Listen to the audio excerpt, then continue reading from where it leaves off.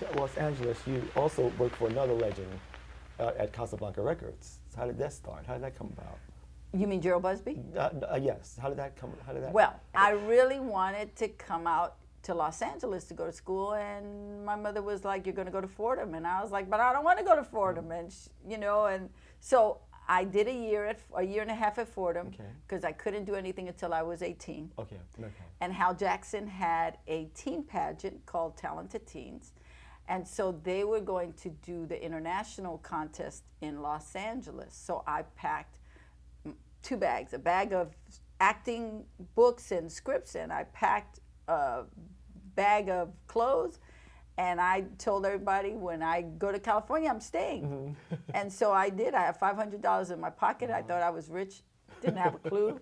And I had gotten a list of all these people through the record business who were out here that said, when you get to Los Angeles, give me a call. I came out here, I called all those people, and not one had time for me. And the only person who had said to me, call me, and I didn't call because I was like, he's an owner of a record company. He's not going to want to be bothered with me. I was working the pageant. It was towards the end of the week and of the pageant, and they were going to leave, and I was going to be here. And he said, you've been here a week and you have not called me. I want you to come to to Casablanca on Monday and meet with the HR guy, and let's give you a job. That's amazing. That was Cecil Holmes, the most amazing man in the world. And so, so then he became my guardian. Right. And I got to work in the R&B department at Casablanca. I learned everything from production to promotion to marketing to artist development, because we were the R&B department. We were like the stepchildren. Right. Everybody, there were departments for every pop group, but R&B did everything. Okay. So shortly after I was there, Gerald Busby came in, and I got to work with him, and he was the best boss I've ever had in my life. I mean, he had a knack for how to know instinctively what your gift was. Okay. But what I learned most importantly there was watching Gene Simmons, because he was part of our label. He was Kiss. Kiss, yeah. And he would come in there in a suit and a tie. I didn't know who he was for the longest time, but he would come in there with a suit and a tie with his accountant, and they would go over the books every Friday. And I remember one time, the secretaries, we had an outer office that was like, we call it the pit, and all the little white secretaries would go crazy when Gene Simmons would come in. Gene's here, and I really like looking for this guy with this makeup and stuff.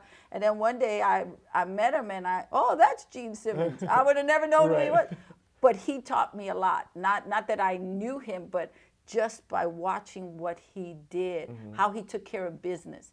He never, he was all about making sure they got what they were owed. Okay. Whereas a lot of artists sometimes, they get so caught up in the perks, but what they don't realize, especially in the record business at that time, was that if they gave you a bottle of water, you were going to pay $100 for that water.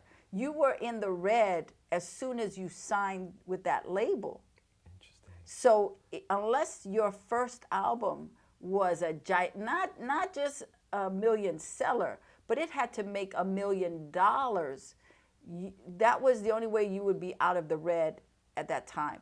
We worked with Cameo, and it took them 4 albums. Cameo was a hot band. They were big. At that Yeah, time, oh yeah, definitely know. band. Yeah. I just wanted to be what you want me to be.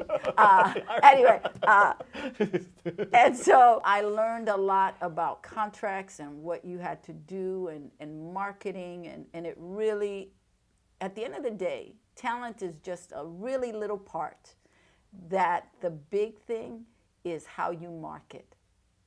You can have this amount of talent and be this huge of a star. And you can have this amount of talent and nothing.